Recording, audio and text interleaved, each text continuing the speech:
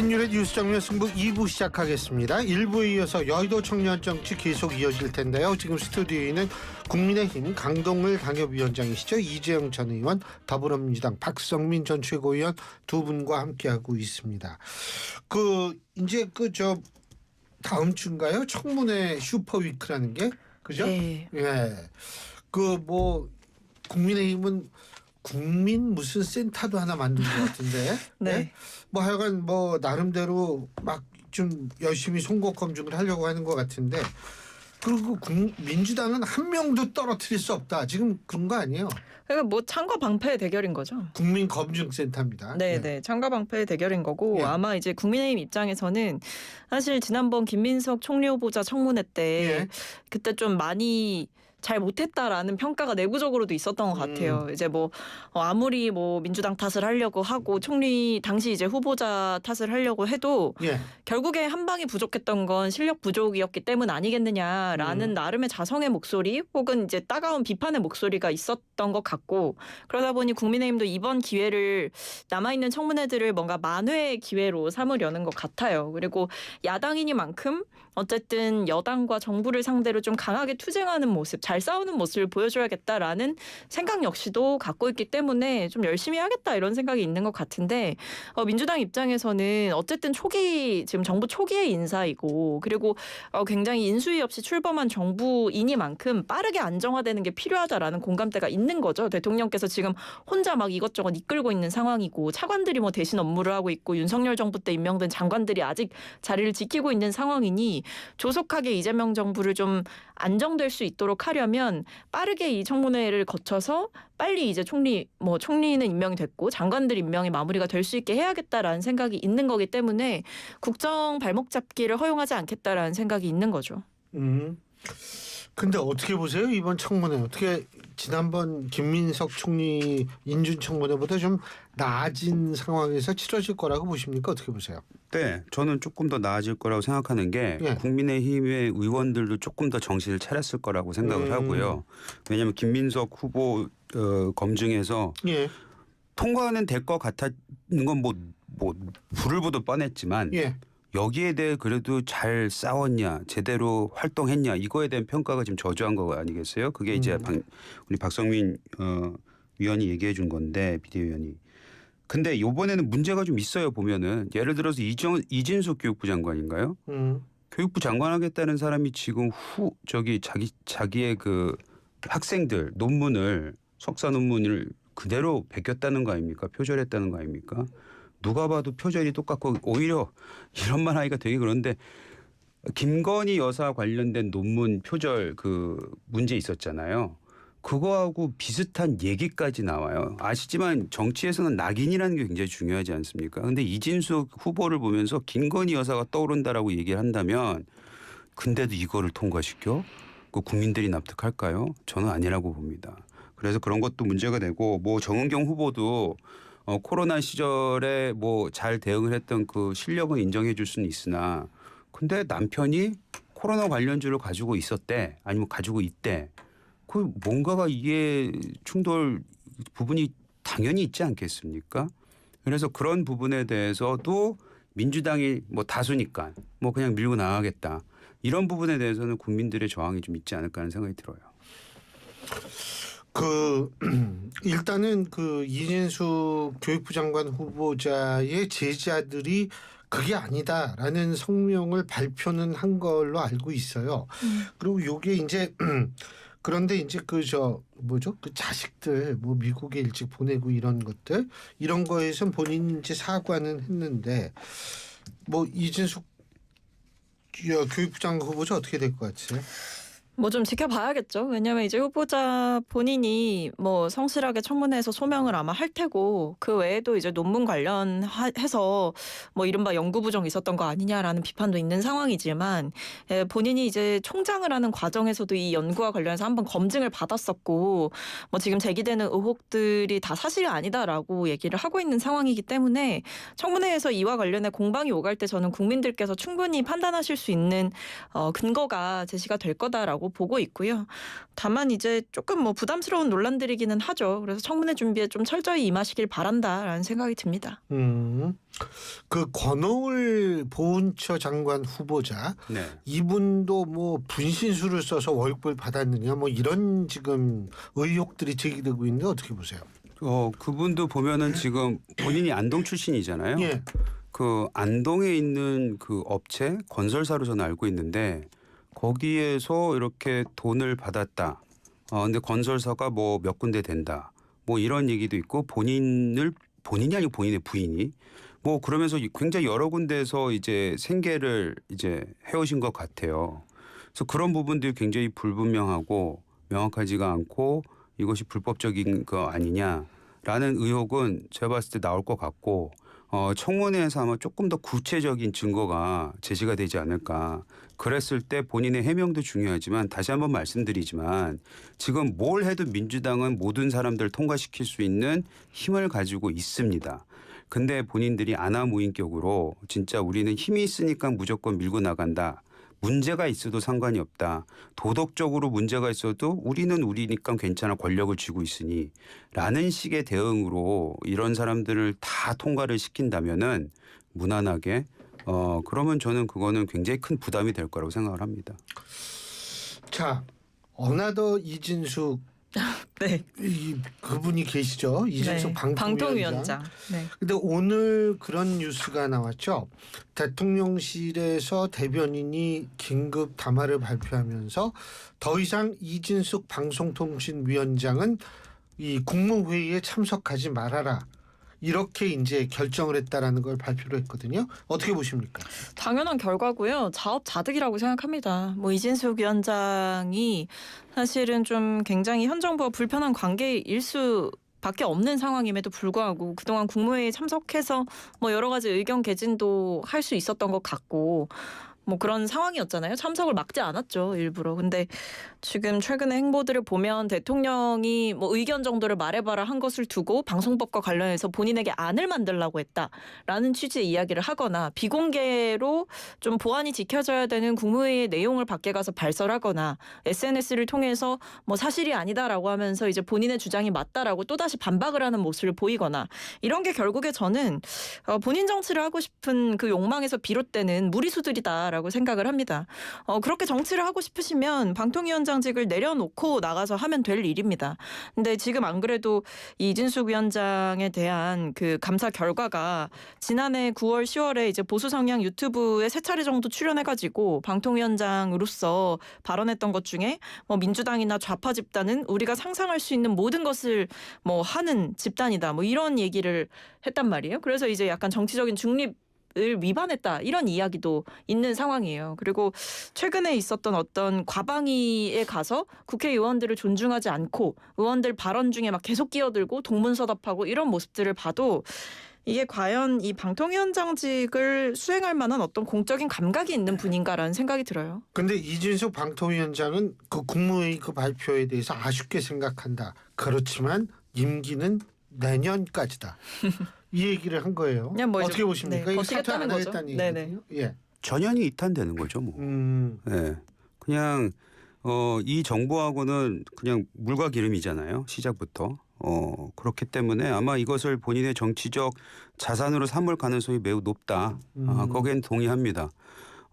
지금 정책적으로 뭐 방통위원장 맞는 게 맞냐 아니냐 이렇게 최고위원께서 말씀을 하셨지만 제가 봤을 때는 이분은 그냥 정치적인 그 방향에 방점을 찍은 것 같아요. 네, 그래서 아마 이런 활동들이 이제 더 강도가 높아질 것이다. 오히려 피해자 코스프레를 할 수 있는 발판이 됐다. 그래서 이재명판 전현희가 될 가능성이 매우 높아 보인다라고 저는 뭐 생각이 듭니다. 자, 이제 우리가 본격적으로 얘기할 테마가 또 하나 있습니다. 오늘 2시 15분경에 윤석열 전 대통령이 영장실질심사를 받으러 중앙지법에 출두를 했습니다. 2시 22분부터 이 심사가 시작된 것으로 알고 있거든요. 근데 지금도 아마 진행이 될 겁니다. 자, 어떻게 보십니까? 재구속 될 거라고 보십니까?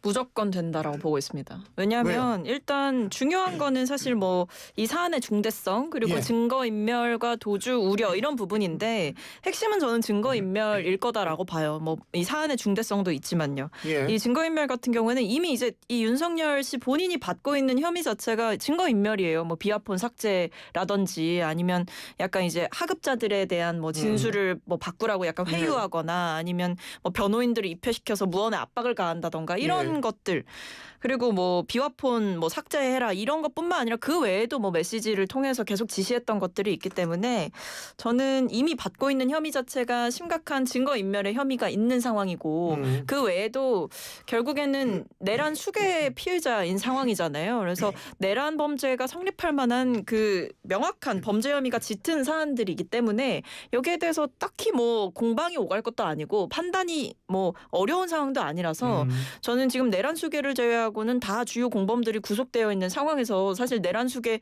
피해자가 나와 있는 것도 이상한 상황이라고 생각하거든요. 예. 그래서 지금 어떤 뭐 그 전에 뭐 영장 집행을 물리력으로 이제 저지하려고 했던 모습이라든지 여전히 지금 뭐 변호인 측에서 구속영장 내용을 막 전부 다 막 유출시키면서 일종의 여론전을 편다든지 지지자들을 향해서 잘못된 메시지를 보낸다든지 이런 모습들이 하나하나가 저는 다 구속의 필요성을 설명하고 있다고 봅니다. 그래서 구속을 저는 이거 상식적인 재판부라고 한다면 무조건 시킬 것 같아요.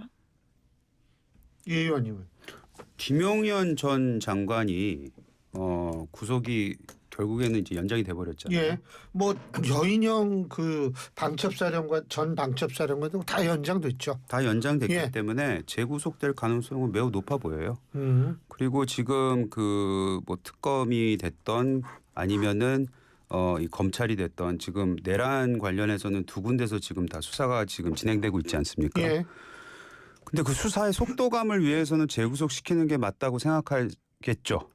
예. 다만 저는 판사들의 결정에 대해서 예측한 게 제가 봤을 때 한 10%도 안 맞았던 것 같아요. 제가 지금까지 보면. 예. 그런 의미에서 이게 재구속될지 안 될지는 뭐 한 몇 시간만 지켜보면 될 것 같은데 전체적인 흐름을 보면은 재구속될 가능성 매우 높다. 그렇게 보여집니다. 근데 지금 어제였었죠. 윤상현 의원의 그 의원회관 사무실 압수수색한 거요.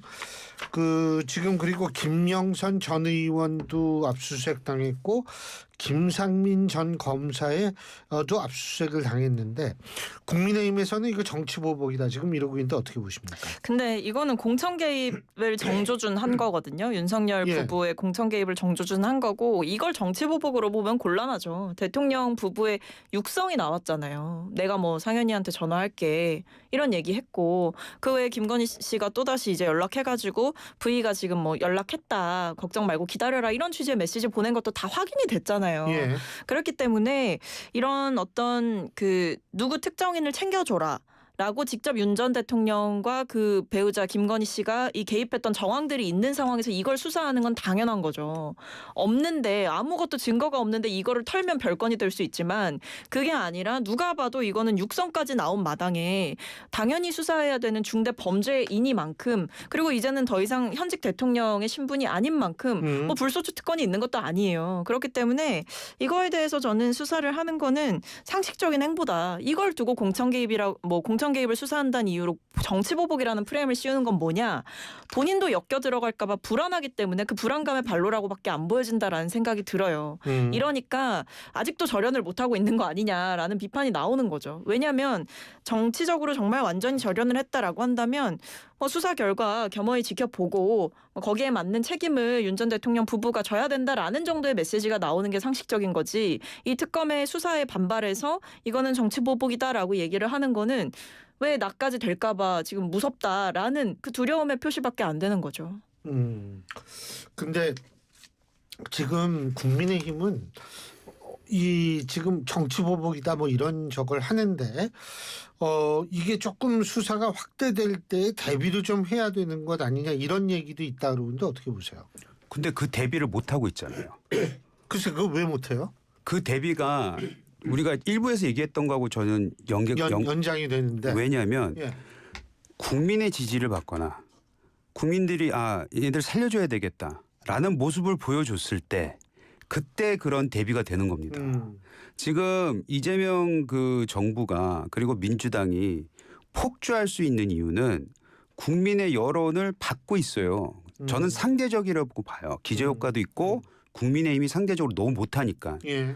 그런데도 불구하고 그거에 관련해서 아무 짓도 안 하기 때문에 저는 여기에 대한 대비가 불가능할 거라고 좀 보여집니다. 왜냐하면 힘으로 밀어붙이는데 그걸 어떻게 하겠습니까? 근데 다만 이제 윤상현 의원에 대해서는 윤상현 의원이 지난 6개월 동안 아니 뭐 몇 년 동안이라도 얘기할게요. 했던 행동에 대해서는 정치인으로서 저는 동의하지 않는 부분이 100%에 가까워요. 정말 왜 저렇게 되셨을까 하는 생각이 들 정도로. 그럼에도 불구하고 윤상현 그 당시 공관위원장에 대해서 이 압수수색을 한 거는 정치 보복성이 굉장히 높아 보인다. 왜냐하면 정치권에서 그 소위 말하는 청와대 당시 아니면은 용산 하여튼 대통령실에서 여당의 공천이 있을 때 그게 지방선거가 됐건 뭐가 됐건 간에 관여 안 했다고 생각한 사람은 그 아무도 없습니다. 걸려든 게 아닌 거죠. 윤석열 대통령은 뭐 어떤 스타일인지는 잘 아시지만 모든 녹취록이 나오면서 이게 걸려든 거예요. 그런 의미에서는 이거는 이제 증거가 나왔으니까 빼도 박도 못하는 말이 나오는 건데 윤상현 당시 공관위원장이 만에 하나 명태균의 존재를 알고 명태균과 윤석열 전 대통령과의 관계와 뭐 거래를 알고 그럼에도 불구하고 얘기를 들었다면 문제되죠. 그거는 뭐 벌을 받아 마땅하겠죠. 근데 그걸 모르는 상황에서 당선인이 전화 와서 내 후보 때 아무개가 김영선이 너무 열심히 도왔어. 김영선 전 의원에 대해서 우리가 좀 배려해야 되는 거 아니야 라고 얘기를 했다면 그거를 무시할 수 있었을까. 저는 굉장히 힘들었을 거라고 봅니다. 왜? 과거에도 그랬으니까. 그게 정치권의 관행이었고 그건 정치권에서 가지고 있는 하나의 사람들이 인정을 해주는 알게 모르게 그런 부분이었거든요. 그래서 그걸 가지고 지금 압수수색까지 하는 게 맞냐라는 부분에 대해서는 글쎄요. 저는 그거는 아니라고 봐요. 다시 말씀드리지만 그 한 사례만 가지고 윤상현을 지금 이렇게 하는 거는 전 잘못됐다. 다만 나중에 다 드러나 보니 윤상현이 굉장히 깊게 관여돼 있었다라고 하면 그거는 이제 다른 차원에서의 문제를 제기할 수 있고 그거는 어찌 보면 벌을 받아 마땅할 수도 있게 되겠죠. 근데 이게 공천 개입이 좀 중요한 문제인 이유는 그냥 뭐 사실 아무리 대선 때 뛴 누군가가 있다라고 하더라도 그걸 이제 공천하는 과정에서 밀어 넣는 거 자체도 저는 불법일 수 있다라고 보고 그것도 대통령 당선인이 직접 여사는 말할 것도 없고요. 근데 이게 문제는 이 김영선 씨의 공천 같은 경우에는 이 명태균 씨가 엮여 있다는 거죠. 이 명태균 씨가 무상으로 여론조사를 이 대선 기간 내내 제공을 하고 거기에 대해서 어떤 정당한 대가를 지불하지 않고 그걸 무상으로 받은 것도 문제가 될 수 있는 상황인 거고 윤 전 대통령 부부가. 근데 그것의 대가로 그러니까 일종의 청구서로서 여론조사에 대한 그 대가로서 특정인을 공천을 해달라라는 부탁을 명태균 씨가 했고 그거에 대해서 대통령이 화답하고 그걸 김건희 씨가 따로 챙기기까지 했고 그걸 상현이한테 전화할게라는 그 육성이 나오게 되면서 윤상현 의원이 이제 본인은 모르는 일이다라고 얘기를 했잖아요. 근데 그리고 윤 전 대통령도 사실은 거짓말을 했거든요. 나는 그때 공관위원장이 윤상현인지도 몰랐다 이런 얘기를 했단 말이에요. 기자회견 때 그 얘기를 했죠. 그러니까요. 정진석 인줄 알았다. 그렇게 얘기했죠. 그러니까 그런 거짓말을 이 윤석열 전 대통령이 대놓고 한 상황이기 때문에 이 육성이 나와서 치명타가 된 거고 이 상황에서 내가 한 번 더 전화할게 이런 얘기가 육성으로 나왔다는 것 자체는 이 윤상현 의원에 대한 이 수사의 필요성이 충분하다라는 거죠. 저 다시 말씀드릴게요. 윤석열 전 대통령과 김건희 전 여사와 명태균 씨의 관계 김영선의 관계 이거는 불법성이 이미 벌써 드러났습니다. 그래서 그거에 대해서 비호하는 게 전혀 아니에요. 그거는 벌을 받아 마땅하고 이미 수사가 진행 중이고 특검까지 있습니다. 지켜보면 됩니다. 제 말은 그 관계 속에 그 거래에 윤상현이 관련이 돼 있었느냐 알았느냐 이 부분을 말씀드리는 거예요. 이걸 통으로 치면은 이거를 저희가 이렇게 한 통에 받아 놓고 얘도 잘못해서 저기도 잘못해서 얘 전화 받았으니까 얘도 관련이 있어 무조건 이런 식으로 몰아가는 것 자체가 바로 정치 보복의 시작이 아닌가라는 의심을 들게끔 한다는 말씀을 드리는 것뿐이에요. 그래서 우리가 야 특검하는 거 좋아? 근데 정치 보복으로 가지 맙시다. 별건 수사하지 맙시다. 이런 얘기하는 게 바로 이런 지점을 얘기를 하는 겁니다. 지금 이것이 어떻게 될지 모르겠으나 요것만 봤을 때는 이거 정치 보복의 시발점 아니야라고 의심이 갈 만한 충분한 저는 사건이라고 보고 있어요.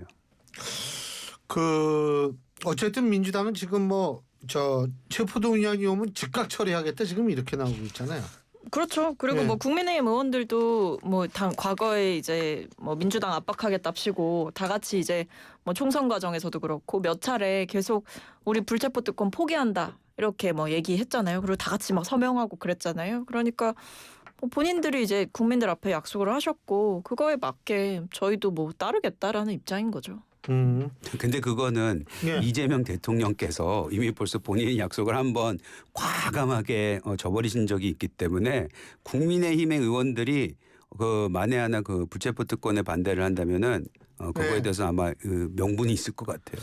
자, 그리고 민주당에서 박찬대 의원이 아마 내란 특별법이라는 것을 만들려고 지금 발의를 하려고 하죠. 근데 그 내용 중에 이런 게 있어요.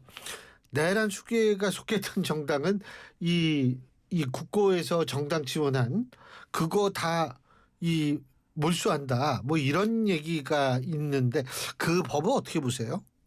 정당 해산법이죠. 해산이라는 단어는 없죠. 근데 해산시키겠다는 거예요? 네. 그러니까 이렇게 진짜 해산을 시킨다라기보다는 이제 어떻게 보면 돈줄을 끊는다 이렇게 인식을 하면 실질적 해산 아니냐 이렇게 볼 수는 있는데 사실 이제 이런 얘기는 한두 번 나왔던 얘기는 아니에요. 이게 돈으로 가든 아니면 정당 해산 심판을 자연적으로 청구를 해야 된다든지 이런 얘기는 계속 있어 왔는데 이게 왜 그러냐면 어쨌든 이 내란 수계를 배출한 정당에서 어떤 정치적인 책임을 전혀 지지 않는다라고 한다면 그게 과연 맞느냐라는 의문이 있는 상황인 거고 그냥 이제 과거는 묻고 우리는 미래로 무조건 간다 이렇게 하는 게 사실 맞는 건 아니잖아요. 그에 맞는 어떤 반성과 책임을 지는 모습이 있어야 되는데 솔직히 말씀드리면 국민의힘에서 12.3 불법 비상계엄 이후에 보여줬던 행보를 보십시오. 계엄 해제 표결할 때도 제대로 안 들어왔죠. 그 뒤에도 윤 전 대통령 탄핵 결과 나올 때까지 뭐 했습니까? 한남동 몰려가가지고 윤 전 대통령 지키겠다고 시위하고 막 이랬어요. 헌법재판소 공격하고. 그러니까 이런 모습 보여줬죠. 근데 막상 이제 8대0으로 나오고 나니까 약간 입 싹 닫는 거예요. 그러니까 불법 비상계엄 죄송하다라고는 하지만 그러면서도 윤 전 대통령 출당 왜 안 시키냐 이러면은 이제 그것까지는 좀 이렇게 가는 거거든요. 그러니까 결과적으로 보면 고비마다 국면마다 제대로 된 책임을 진 사람이 도대체 누가 있었느냐라는 생각이 드는 거고 여기에 대해서 정치적인 책임을 져야 된다라는 그 차원의 문제의식 그리고 이걸 그 세력이 자체적으로 지지 못한다라고 한다면 어느 정도의 페널티는 부과해야 되는 것 아니냐라는 생각이 의원들이 이제 개별적으로 있을 수 있는 상황이죠. 그 법에 대해서 어떻게 보세요?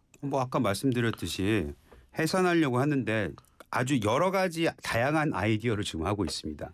이게 지금 말씀하신 대로 처음 나온 얘기가 아니고 박홍근 전 원내대표도 맞아요. 한 달이 됐네 예전에 했었죠. 예. 그다음에 누굽니까? 김병주 의원도 해산해야 된다고 한 몇 주 전에 얘기를 했었죠. 근데 다 각기 방식이 틀려요. 그리고 이제 박찬대 의원은 이 정당 해산법이라고는 얘기는 안 하지만 하여튼 내란 정당 이 특별법으로 한다는 건데 결국에는 지금까지 쓴 돈 다 뱉어나라는 거예요. 아닙니까? 수백억 모으면은 진짜 1,000억 정도 가까이 될 수도 있는데 잘 모르겠습니다만 그거 내길 정도 되면은 그냥 파산하는 거죠. 파산시키려고도 하고 해산시키려도 하고 법적으로 완전히 부시려고 하고 각종 다양한 방법으로 국민의힘을 없애려고 하는 그런 정치적 움직임이라고 저는 보여집니다. 어떻게 될지 모르겠고 지금 근데 사실 남아있는 것이 지금 우리가 이 국내 정치 얘기를 하는데 국내 정치성 경제 얘기인데 이 미국과의 통상 특히 이제 우리 이 의원님은 국제기구에도 근무하신 경험이 있기 때문에 그런데 이거 지금 어제 트럼프가 밤에 그 사람 그 미국 시간이니까 새벽에 뭐라고 얘기를 했냐면 대한민국 한국 방위비는 전액 당신들이 부담해라. 예? 그리고 25% 미국 우리나라하고 일본하고 기본 관세가 25% 이렇게 된 거 아니에요?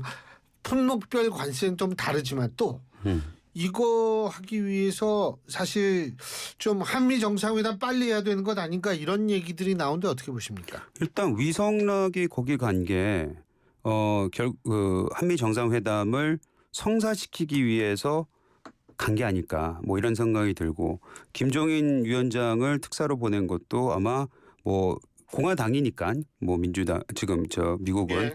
공화당 인사가 저 친분이 두터운 김종인 특사를 보낸 것 같기도 하고 이제 소위 말하는 마사지를 하려고 간 거죠. 그런데 지금 굉장히 힘들어졌어요. 왜냐하면은 베트남하고 이제 통상 이제 협정을 맺었는데 거의 20%예요. 20%니까 예. 20%는 기준이 생겨버렸습니다. 예.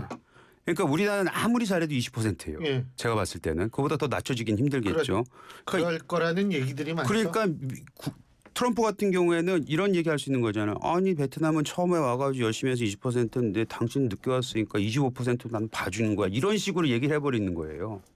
게다가 지금 방위비 같은 경우도 말씀하셨지만 트럼프가 되면 어차피 높일 거다라는 건 누구나 상상했잖아요. 근데 이제 전액 이제 아예 그냥 이건 뭐 협상의 기술인지 아닌지 모르겠으나 저희가 유일하게 기대할 수 있는 거는 지금 미국에서 잘 유명한 그 타코라는 개념이 있죠.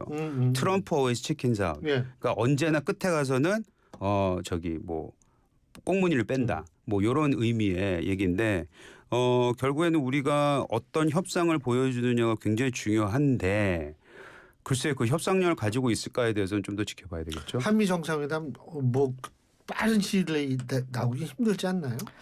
뭐 좀 지켜봐야 될 것 같아요. 근데 그래도 대통령실에서 계속 고위급 접촉을 하고 있는 상황이고 위성락 실장이 직접 이제 미 국무장관을 또 예. 만났고 한미 정상회담의 필요성에 대해서 계속 어필을 하고 있는 상황이고 특사단 역시 또 파견을 하고 대통령실에서도 조율 중이다라고 얘기를 하고 있는 상황이기 때문에 벌써부터 뭐 안 된다 이렇게 볼 수는 없을 것 같고 다만 이제 트럼프 대통령의 그 종잡을 수 없는 태도와 중동 리스크가 있기 때문에 이게 약간 협상의 우선순위에서 밀리는 것 아니냐라는 우려는 있지만 예. 어쨌든 뭐 할 때까지 최선을 다해서 해봐야 되는 그렇죠. 거죠. 근데 참 아니 전액을 부담해야 과하죠. 근데 항상 이게 그런 도대체- 시기였던 것 같아요. 예. 예.